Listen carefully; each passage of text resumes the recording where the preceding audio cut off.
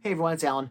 Hey, before we get to the Macintosh SE reassembly video, which is why we're all here, I wanted to mention, just for a minute, MARCHintosh. For those of you who don't know, MARCHintosh is a retro computing community event that takes place online every year during the month of March, and is open to anyone who wants to share their enthusiasm for early Macintosh computers like the SE here. I'll have a link in the description down below so you can check out the MARCHintosh website and see some of the other great content that has already been posted online. So with that, I give you, without further ado, my Macintosh SE final assembly video, my contribution to this year's MARCHintosh 2022 event. See ya. Hello everyone, Alan Grass here from Smartphone Fanatics, and today we're going to take a look at the final assembly of this Macintosh SE restoration project.